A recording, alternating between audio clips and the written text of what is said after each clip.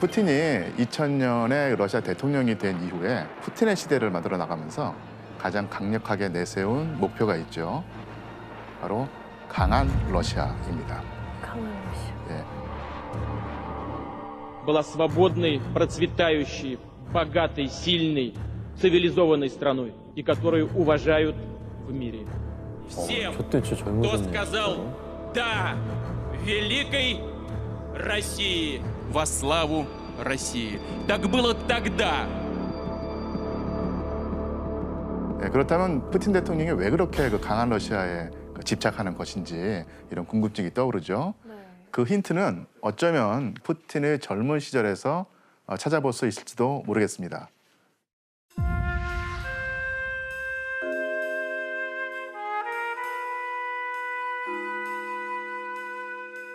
그러니까 우선 푸틴이 1952년에 이 상트페테르부르크라는 도시에서 태어났다고 했는데요. 그런데 그 상트페테르부르크의 옛날 이름이 뭐였냐면 바로 레닌의 이름에서 따온 레닌그라드? 레닌그라드였습니다. 예. 아, 그게 거기구나. 그 레닌그라드 전투 있었던 레닌그라드. 맞습니다. 맞아, 예, 맞아, 같은 맞아요. 도시죠. 바로 이 레닌그라드는 제2차 세계대전 당시에 히틀러의 나치 독일이 소련을 공격하면서 약 900일 동안 봉쇄한 곳이죠. 그래서 역사상 최악의 포위 작전으로 꼽히는 이 레닌그라드 봉쇄는 독일군이 전쟁 중 가장 잔인하게 수많은 민간인의 목숨을 앗아간 곳이기도 합니다. 그런데 그 푸틴의 가족도 이 레닌그라드에서의 전쟁과 깊은 연관이 있어요. 푸틴의 아버지는 그 전쟁 때 자원 입대해서 바로 전쟁터에 나갔고요. 그 과정에서 이 다리를 크게 다쳤다고 그래요. 그래서 평생 동안 고통에 시달렸고요. 그리고 그 어머니가 사실은 이때 그 봉쇄 때 거의 굶어 죽을 뻔했다고 합니다. 그러니까 아버지가 제때 도착하지 않았으면 그대로 이제 아사했을 정도로 그 위험한 상태에 있었죠. 게다가 이게 푸틴의 그 부모는 그 푸틴을 낳기 전에 그 형벌이 된 그 두 아들이 있었는데요. 첫째 아들은 낳자마자 사망하고 둘째 아들은 급성 전염병으로 죽게 됩니다. 이렇게 힘겹게 전쟁을 치른 다음에 겨우 얻은 아들이 바로 푸틴입니다. 이런 그 푸틴의 성장 배경은 그 러시아 사람들에게 아주 남다른 의미를 가지게 되는데요. 사실 러시아인들에게 그 제2차 세계대전은 엄청난 희생을 치른 전쟁이기 때문에 국민들 대다수의 가족, 친인척들이 전쟁에 피해를 입었다고 해도 지나친 말이 아닙니다. 그러니까 이렇게 보통의 러시아 사람들이 겪은 전쟁의 경험을 그러니까 푸틴 대통령의 가족도 고스란히 겪은 셈입니다. 그런 면에서 푸틴의 가족사가 러시아 사람들한테는 동질감을 불러일으키는 동시에 이제 긍정적 평가를 받는 요소가 되죠. 그래서 푸틴 스스로도 이런 가족사를 이제 공개적인 자리에서 드러내기도 합니다. 자, 영상을 하나 볼까요? 불공황장. 바로 그 승전 기념일에 그 2차 세계대전에서 부상을 입었던 아버지의 사진을 들고 다른 러시아 시민들과 가도 행진을 벌이고 있는 모습입니다. 뭐 일단 승전 기념일이라는 날은 러시아에서 너무나도 중요하고 큰 날이기도 하고 거의 전사 한 사람이 없는 가족이 없을 정도로 모든 사람들이 동질감을 갖고 있는 거고 나도 똑같은 개인사를 갖고 있고 너희들이랑 똑같은 사람이다, 이 나라의 국민이다라는 그런 상징을 갖고 있는 장면이죠. 그리고 푸틴의 성장 배경에서 주목해야 할 것이 또 하나 있습니다. 바로 청소년기.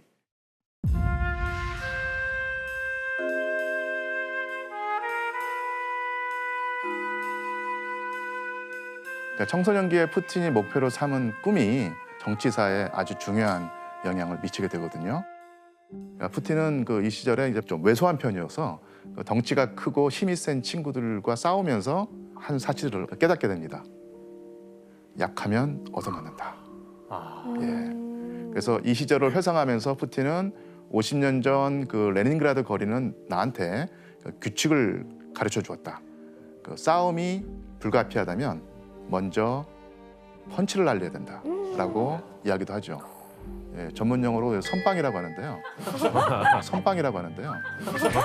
예, 예, 이게 중요하죠. 예, 예, 교수님 입에서 쫙쫙 붙네요. 빵 터졌어.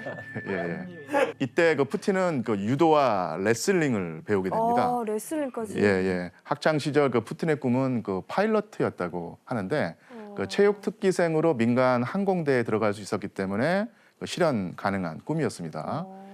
그런데 방패와 칼이라는 영화가 있는데요. 그 당시 이 영화를 보고 한순간에 이제 꿈을 바꿔버립니다. 이 방패와 칼이라는 영화는 제2차 세계대전 때 독일에서 활동한 전설적인 소련 첩보원의 활약상을 그린 영화였는데 첩보원 한 명이 수천 명의 운명을 결정한다는 내용에 완전히 그 매료된 거예요. 그래서 푸틴은 영화를 본 그날부터 KGB 요원이 되기로 결심을 했습니다.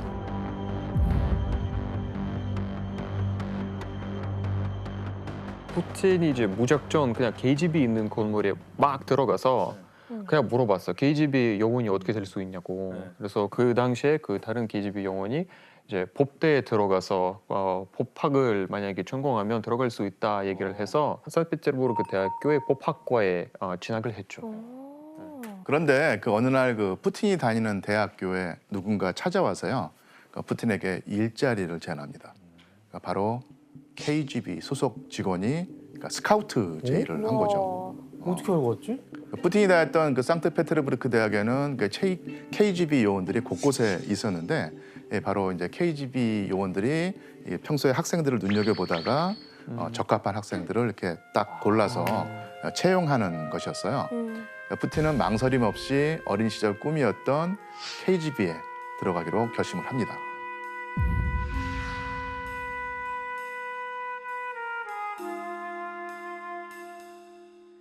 이후 그 KGB의 레닌그라드 지국에서 8년간 일을 한 푸틴은 대다수 사람들에게 자신이 무슨 일을 하고 있는지 밝히지 않았다고 그래요. 심지어는 1983년에 결혼할 때도 자기가 어떤 일을 하는지 신부한테도 정확히 말을 해주지 않았다는 것이죠. 그런데 그 이렇게 오랜 시간 그 본인의 신분을 숨겨가면서 첩보 활동을 했던 푸틴이 그 KGB 출신이라는 것을 알려주는 습관이 하나 있습니다. 본인의 습관이요? 예, 푸틴의 습관. 자, 어떤 습관인지 영상을 보면서 한번 찾아볼까요?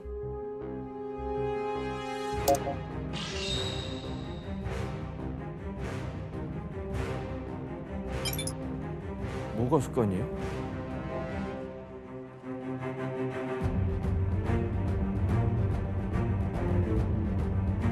아,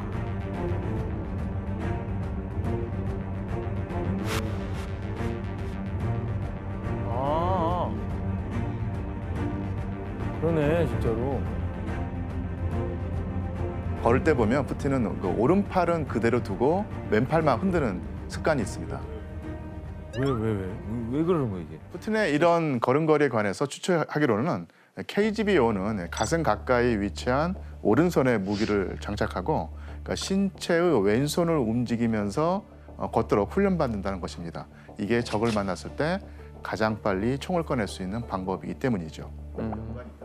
그렇다면 그 첩보원으로서 푸틴은 어떤 일을 했을까? 가장 주목할 만한 그의 행적은 1985년 푸틴이 이곳에서 첩보 활동을 한 사실입니다. 바로 독일입니다. 예. 독일? 그 중에서도 소련의 영향권이었던 동독의 드레스덴에 파견되어서 거기서 6년간 첩보 활동을 벌이게 되죠. 예. 그런데 그동안 그 푸틴이 동독에서 첩보원 활동을 했다는 서류나 관련 증거를 찾기가 어려웠는데 2018년에 그 증거가 발견되어서 화제가 되었죠. 자, 어떤 증거였는지 한번 확인해 볼까요? 스파이였어. 바로 그 푸틴의 그 슈타지 신분증이 2018년에 발견된 건데요. 슈타지? 그 비밀 경찰. 예, 지난 그 독일 통일편에서 그 슈타지에 관해서 배웠던 거 기억이 나시죠? 네. 예, 예. 동독에서 체제 저항 세력을 적발하고 감시하고 이제 체포하는 일을 맡았었는데요. 당시 그 긴밀한 관계였던 소련과 동독의 각 정보기관이 협력해서 첩보 활동을 할 일이 많았기 때문에 푸틴이 바로 이 슈타지 신분증을 발급받았던 것입니다. 신기하네요. 그런데 그 동독에서 첩보원으로 활동하던 중에 푸틴은 아주 중요한 역사적 사건을 직접 목격하게 됩니다. 그리고 이 사건은 푸틴의 개인사에도 엄청난 영향을 미치게 되죠. 바로 냉전의 상징이자 독일 분단의 상징이었던 베를린 장벽이 무너진 것이죠.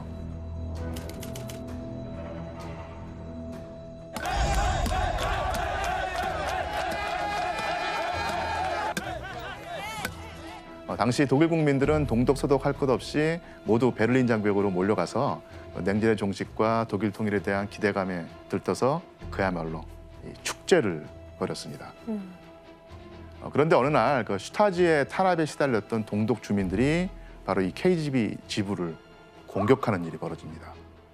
푸틴은 이 과정에서 지원 요청을 했는데 돌아온 대답이란 것이 모스크바의 지시 없이는 아무것도 할 수 없습니다. 그런데 모스크바에서는 아무 말이 없군요. 버림받았네. 그러니까 예상치 못한 이런 그 소련 그 지도부의 대응에 푸틴은 아주 큰 절망감을 느꼈고요. 나중에 그 푸틴이 직접 그 시절을 회상하면서 밝히기로는 내게는 조국이 더는 없구나. 소련 연방이 병든 게 분명하다. 이렇게 생각하면서 착착패했다고 합니다. 이렇게 그 독일 통일 뒤에 냉전의 기류도 사라져가고 더 이상 그 KGB 활동이 필요치 않게 되자 푸틴은 다시 이제 소련으로 돌아오게 되죠. 그러니까 이후 푸틴은 KGB에서 모교 상트페테르부르크 대학으로 발령을 받습니다. 그래서 해외에서 활약하던 KGB 요원이 이제 모교로 돌아와서 학생들을 감시하는 일을 하게 된 셈입니다. 그러니까 푸틴으로서는 자신의 처지가 꽤 이제 실망스럽게 느껴졌겠죠. 그런데 이 학교에서 그 푸틴의 그 정치적 대부라고 일컬어지는 sobcha크라는 인물을 만나게 됩니다. 그리고 이 sobcha크를 통해서 정치 인생이 시작하게 된 거죠.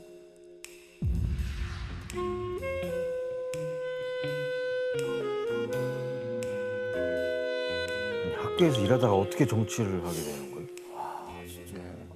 sobcha크는 그 푸틴의 대학 시절에 이 상트페테르부르크 대학에서 교수로 재직하면서 푸틴을 가르치기도 했었어요. 당시 그 sobcha크는 상트페테르부르크 시의회 의장직을 맡고 있었거든요. sobcha크는 이때 그 푸틴에게 자기를 좀 도와달라고 요청을 하죠. 그래서 보좌관 자리를 제안합니다. 푸틴도 이 제안을 받아들였고 이때부터 푸틴이 정치적 홍보를 하게 되죠.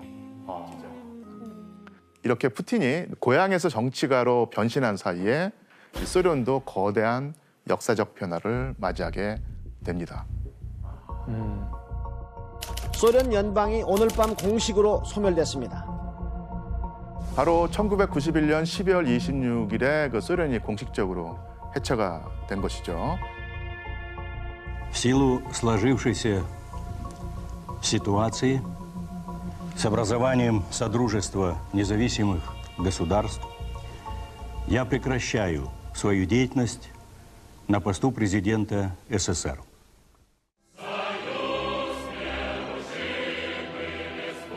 국기도 바뀌나? 소련 국기는 바뀌었죠. 소련 국기를 이제 러시아 국기. 아 맞아. 소련 국기 종이처럼 약간. 네 맞아요. 이렇게. 이렇게 빨간색의 그런데 이 소련 그 붕괴가 러시아 역사뿐만 아니라 그러니까 푸틴 개인에게도 엄청난 영향을 미칩니다.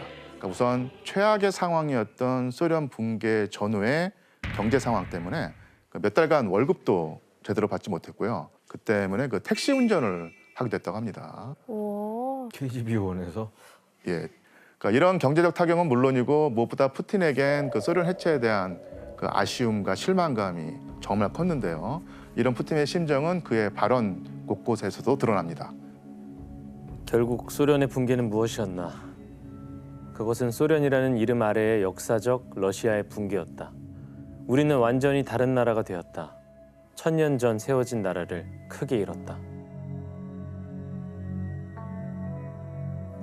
뭔가 소련을 그리워하는 느낌인데? 예. 그렇죠. 망연자실한 느낌도 아쉬워하고. 있고. 예, 절망이죠. 푸틴은 이때 그 질서를 그 힘으로 지켜내지 못하면 치욕을 맛보게 된다는 신념을 가지게 되었습니다. 그러면서 이때부터 본격적으로 강한 러시아를 꿈꾸고 그것을 이루겠다고 결심했다고 보입니다. 그리고 이때 푸틴의 인생에도 또 한 번의 변화가 찾아오게 되는데요. 파벨 보로딘이라는 인물이 있는데요. 이 그 보로딘의 도움으로 그 대통령 자산관리국 부국장으로 임명되면서 대통령궁인 크렘린에 입성하게 된 것입니다. 대통령궁에서 갑자기 부를 이유가 정확히 이유가 뭐였어요? 예, 그 푸틴이 상트페테르부르크에서 부시장으로 일하면서 그 해외 투자 유치를 여러 건 성사를 시켰어요. 그래서 이제 상트페테르부르크가 경제 도시로 떠오르는데 상당히 큰 역할을 한 셈이죠. 그런 경험 때문에 이후 푸틴은 승진을 계속하면서 자신에게 정치적으로 아주 중요한 인물을 만나게 됩니다. 대체 누구였을까요? 유명한 사람이잖아. 예, 바로 당시 러시아 대통령 보리스 일친입니다. 예. 푸틴은 대통령 비서실로 소속을 옮기면서 아주 가까운 거리에서 옐친 대통령을 만나게 되는데요. 이렇게 푸틴은 모스크바에 입성한 뒤에 여러 요직을 거치면서 성장했고 그 사이 또 한 번의 그의 이력에서 아주 깜짝 놀랄 만한 일이 벌어집니다. 그것은 바로 1999년 8월에 옐친이 푸틴을 총리에 임명한 것입니다. 우와. 예. 우와, 너무 파격 인사인데? 그렇죠.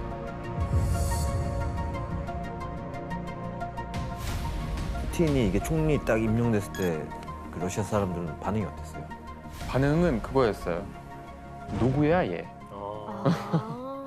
왜냐하면 일반 대중들에게 아무런 무명 정치인이었어. 아무도 몰랐어 그 사람을. 그럼 지금 뭐 첩보원 일을 했는데. 전문 용어로 듣보잡이었을 텐데요. 예. 전문 용어를 많이 쓰시네요, 교수님. 아, 선빵을 많이 날리시네요. 예. 전문가시니까. 그런데 그 총리가 된 푸틴이 그 자기의 이름을 러시아 국민에게 아주 그 각인하면서 푸틴의 정치적 행보에도 큰 힘을 실어준 사건이 이제 벌어지게 되는데요. 바로 그 체첸 전쟁입니다. 먼저 체첸이 어떤 지역인지 한번 지도로 확인해 볼까요? 체첸. 그러니까 러시아에서 쭉 남쪽으로 내려와서 이제 카프카스 산맥 바로 위쪽에 있는 지역인데요. 이 체첸은 1859년에 러시아 제국에 정복되었고요. 1936년 소련 시절에는 러시아 안에 있는 자치공화국이었어요. 체첸이 있는 이 카프카스 일대 산맥인데 이제 지하전이 풍부했고 이러한 그 천연 자원이 많아서 러시아한테는 아주 중요한 전략 거점이었죠. 그런데 바로 이런 체첸이 독립을 선언하고 나선 겁니다. 그러니까 체첸의 독립 선언에 그 1994년에 옐친 정부가 그 체첸을 침공했지만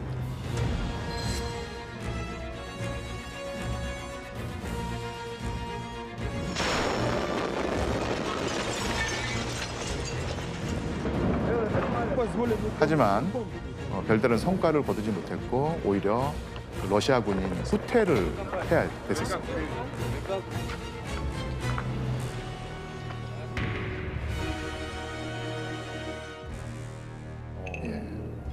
그 당시에 옐친이 체첸에서 이렇게 후퇴를 했을 때 러시아 사람들 반응은 어땠어요? 물론 실망이었죠. 정제 비용은 물론 또 그동안 그렇게 정쟁을 오래 해놓고 도대체 어떤 일을 한 건지라는 그런 절망이 너무나도 러시아 대중들에게 컸고요. 그래서 당시에 옐친의 지지율도 상당히 많이 하락했죠.